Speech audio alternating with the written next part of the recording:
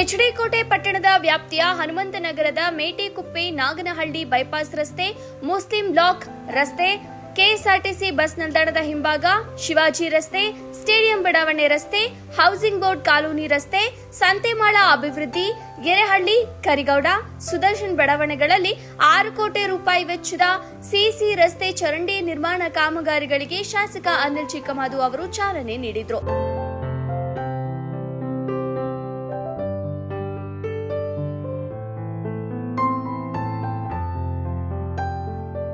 ನಂತರ ಮಾತನಾಡಿದ ಅವರು, ತಾಲೂಕಿನ ಕೇಂದ್ರ ಸ್ಥಾನವಾದ ಪಟ್ಟಣವನ್ನು ಅಭಿವೃದ್ಧಿಪಡಿಸಲು ಮುಖ್ಯಮಂತ್ರಿಗಳ ವಿಶೇಷ ಅನುದಾನ ನೀಡಲಾಗಿದೆ.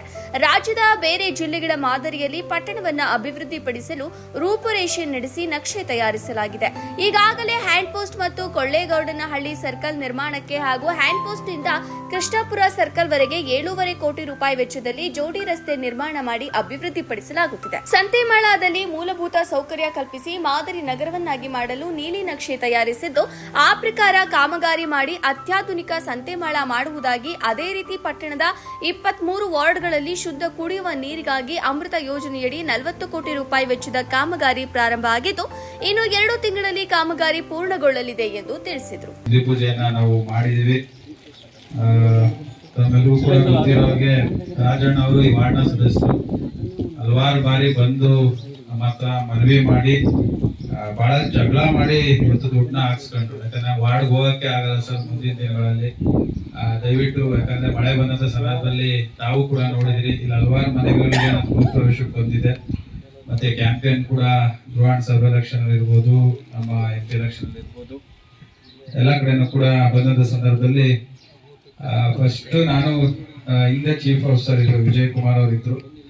ಆಗ ನಾನು ಇದ್ದಂತ ಸಂದರ್ಭದಲ್ಲಿ 3-4 ಜನ ಚೀಫ್ ಆಫೀಸರ್ಸ್ ಚೇಂಜ್ ಆದ್ರು. ಬಹಳ ಜಗಳ ಮಾಡಿದ್ವಿ. ಯಾಕಂದ್ರೆ ರೋಡಲ್ಲೇ ಸ್ವಲ್ಪ ಮನೆಗಳನ್ನ ಪ್ಲಾನ್ ಏನ್ ಪ್ಲಾನ್ ಅಲ್ಲಿ ಇದೆ, ಕೆಲವೊಂದು ರೋಡಲ್ಲೇ ಮನೆಗಳು ಕಟ್ಟಿರ್ತಕ್ಕಂಥದ್ದು, ಕೆಲವರು ಪ್ಲಾನ್ ಇಲ್ಲದೆ ಇದನ್ನ ಅಪ್ರೂವಲ್ ಕೊಟ್ಟಿರ್ತಕ್ಕಂಥದ್ದು, ಎಲ್ಲೋ ಸ್ವಲ್ಪ ನಮ್ಮ ಒಂದು ಇಲಾಖೆ ವತಿಯಿಂದ ಮುನ್ಸಿಪಾಲಿಟಿಯಿಂದನೇ ಸ್ವಲ್ಪ ಲೋಪದೋಷಗಳು ಕಂಡುಬಂದು ಬಹಳ ಬೇಜಾರಾಯ್ತು.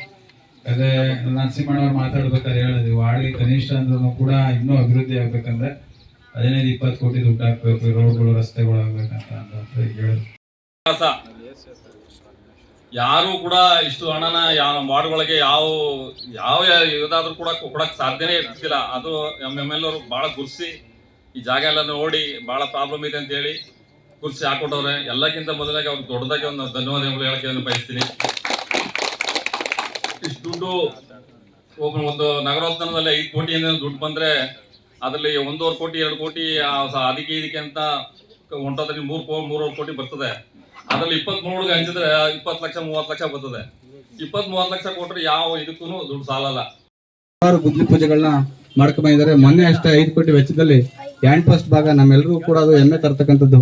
ಆ ಒಂದು ಭಾಗದ ಸರ್ಕಲ್, ಐಮಸ್ಕ್ ಲೈಟು ಮತ್ತೆ ಜೊತೆಗೆ ಸಂವಿಧಾನ ಸ್ತಂಭ ಇದೆಲ್ಲವನ್ನು ಕೂಡ ಗುದ್ಲಿ ಪೂಜೆ ಮಾಡಿದ್ದಾರೆ. ಹಾಗಾಗಿ ಇವತ್ತು ನಮ್ಮ ಈ ಒಂದು ಎರಳಿ ಭಾಗಕ್ಕೆ ಹಿಂದೆ ಅನೇಕ ಬಾರಿ ಒಂದು ಮರಾಠಿ ಬೀದಿಗೆ ಕಾಂಕ್ರೀಟ್ ರೋಡ್ ಹಾಕೊಟ್ಟಿದ್ರು, ಮತ್ತೆ ಸಮುದಾಯ ಭವನಕ್ಕೆ 2 ಸರಿ ಅಮೌಂಟ್ ಹಾಕೊಟ್ಟಿದ್ದಾರೆ. ಅವು ಕೂಡ ಕೆಲಸ ಒಂದಾಗಿದೆ. ಮತ್ತೆ ಇನ್ನೊಂದು ನಿರ್ಮಿತಿ ಕೇಂದ್ರದಲ್ಲಿ ಇರೋದ್ರಿಂದ ಸಾಹೇಬ್ರು ಇಲ್ಲಿ ಊರೊಳಗಡೆ ಬಂದಾಗ ನಂತರದಲ್ಲಿ ಮುಂದುವರಿಸ್ತೀವಿ ಅಂತ ಹೇಳಿದ್ರು. ಹಾಗಾಗಿ ಈ ಒಂದು ದಿನಾಂಕಕ್ಕೆ ಕಾಯ್ತಾ ಇದ್ವಿ. ಈ ಒಂದು ಗ್ರಾಮದಲ್ಲಿ ಸರ್ ವಿಶೇಷವಾಗಿ ಎಲ್ಲರೂ ಕೂಡ ಒಂದು ಪಕ್ಷದ ವಿಚಾರ ಬಂದಾಗ ಆನೆಸ್ಟ್ ಆಗಿ